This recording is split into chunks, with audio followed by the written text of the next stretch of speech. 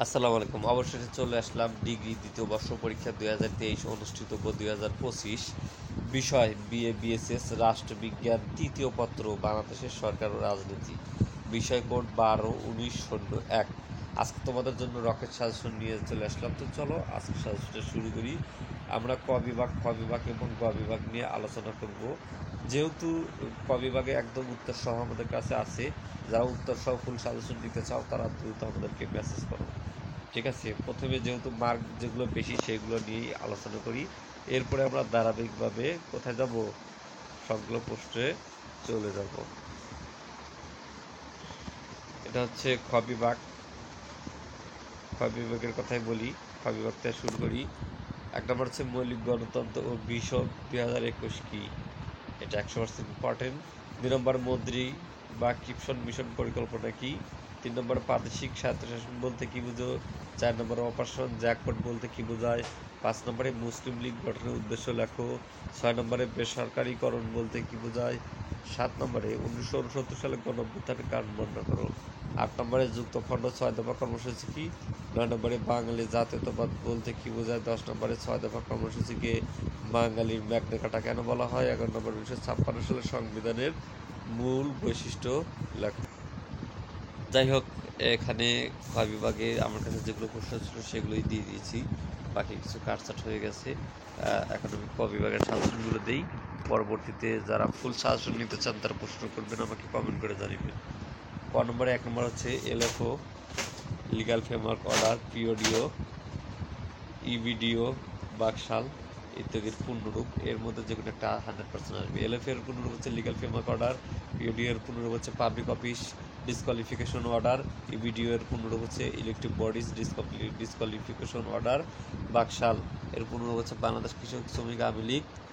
যাই হোক, লাহোর প্রস্তাব উপস্থাপনা কে, শেরে বাংলায় কে ফজলুল হক। বাংলাদেশের জাতীয় সংসদের বর্তমান সদস্য সংখ্যা 350টি, 300টি আসন সংরক্ষিত এবং 50টি আসন সাধারণ আসন, 300টি সংরক্ষিত, নারী আসন 50টি। বাংলাদেশের সংবিধান কতবার সংশোধন করা হয়েছে? 17 বার। এরপরে বাংলাদেশের সংবিধান কতবার সংশোধন করা হয়? 17 বার। অথবা বাংলাদেশের সর্বশেষ সংশোধনীয় কততম? 17তম। বেঙ্গল প্যাক্ট স্বাক্ষরিত 1923 সালে। কত সালে পাকিস্তানের প্রথম সংবিধান প্রণয়ন করা হয়? অবিভক্ত ভারতের শেষ মুখ্যমন্ত্রী, অবিভক্ত ভারতের শেষ মুখ্যমন্ত্রী শেখ সোহরাওয়ার্দী। পূর্ব বাংলার প্রথম গভর্নর কে ছিলেন? Sir Frederick Charmers Bourne. বাংলার প্রেসিডেন্সি কোন কোন এলাকা নিয়ে গঠিত? বাংলা, বিহার, ছোটনাগপুর, উড়িষ্যা অঞ্চল নিয়ে। রাষ্ট্রভাষা সংগ্রাম পরিষদ কখন গঠিত হয়? 1957 সালে 1 অক্টোবর। 1954 সালে প্রাদেশিক নির্বাচনে যুক্তফ্রন্ট কতটি আসন লাভ করে? 223টি। 30 নম্বরের কত সালে বঙ্গভঙ্গ হয়? বঙ্গভঙ্গ 1905 সালে। 31 নম্বরে জাতীয়তা কাকে বলে? জাতীয়তাবাদের জনক কে? যে কোনো জনসমষ্টির নিজস্ব ইচ্ছা অনুযায়ী জাতীয় জীবন গড়ে তোলার মানসিক অনুভূতি ও অনুরাগকে জাতীয়তা বলে। এবং জাতীয়তার জনক হচ্ছে নিকালো ম্যাকিয়াভেলি। কত সালে বঙ্গভঙ্গ রোধ হয়? লর্ড হার্ডিংস 1911 সালে। বঙ্গভঙ্গ রোধের প্রক্রিয়াটি কি হয়েছিল? বঙ্গভঙ্গ রোধের প্রক্রিয়াটি হিন্দু সম্প্রদায় সন্তোষ প্রকাশ করেছিল, মুসলিমরা ব্যথিত হয়েছিল। এই সাজেশন যে কীরকম কমন পড়ে, যারা এই রকেট সাজেশন পড়ে পরীক্ষা দিচ্ছেন একমাত্র তারাই জানেন। ঠিক আছে।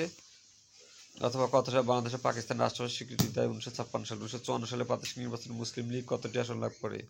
9টি আসন লাভ করে। মুসলিম লীগের জন্ম হয় 30শে ডিসেম্বর 1906 সালে। তমুদ্দিন মুসলিম কর্তৃক 1947 সালে 1 অক্টোবর। মন্ত্রী মিশনের সদস্য 3 জন। আগরতলা ষড়যন্ত্র মামলায় আসামি ছিল 35 জন, শেখ মুজিবুর সহ। ব্রিটিশ ভারতের কোন আইনকে কেন্দ্র করে দ্বৈত শাসন চালু হয়? 1935 সালে বার্ট শাসন আইন। পাকিস্তানের প্রথম গভর্নর জেনারেল কে ছিলেন বা দ্বিতীয় জাতিতত্ত্বের জনককে? মোহাম্মদ আলী জিন্নাহ। 14 নম্বরে যুক্তফ্রন্ট কত সালে? 1953 সালে 4 ডিসেম্বর। 15 নম্বরে পাকিস্তানের প্রথম সামরিক শাসক ইস্কান্দার মির্জা। 16 নম্বরে 6 দফার প্রথম দফা কি ছিল? ঐতিহাসিক লাহোর প্রস্তাবের ভিত্তিতে পাকিস্তানকে একটি সত্যিকারের ফেডারেশন রূপে গড়ে তুলতে হবে। তাতে পার্লামেন্টারি পদ্ধতিতে সরকার থাকবে এবং আইনসভার সার্বভৌমত্ব থাকতে হবে। 1970 সালের সাধারণ নির্বাচনে আওয়ামী লীগ কতটি আসন লাভ করে? 167টি। কততম সংসদের মধ্যে বাংলাদেশ পুনরায় সংসদীয় ব্যবস্থা চালু হয়? দ্বাদশ সংশোধনের মাধ্যমে। এখন ডান পাশে কিছু প্রশ্ন আছে, দেখে নেই। 34 নম্বরে ব্রিটিশ ভারতের সর্বশেষ গভর্নর জেনারেল কে ছিলেন? অর্থাৎ ব্রিটিশ ভারতের সর্বশেষ ভাইসরয় কে ছিলেন? Lord Mount Batten. 35 নম্বরে কত তারিখে ভারত স্বাধীনতা আইন পাশ হয়? ভারত স্বাধীনতা আইন পাশ হয় 1947 সালে 18 জুলাই ভারত স্বাধীনতা পাশ হয়। এখান থেকে একদম 10টা থেকে 10টাই কমন পড়বে। এই জন্য অবশ্যই এই সাজেশনটা খুবই গুরুত্বপূর্ণ। পাস করতে চাও, ভালো রেজাল্ট করতে চাও, ওটাকে সাজেশনটা পড়ে দাও ধৈর্য ধরে। এই ভিডিও জারি করেন কখন? আইয়ুব খান 1959 সালের 7 আগস্ট। 37 নম্বরে ভাষা আন্দোলনের দুজন শহীদের নাম রফিক শফিক।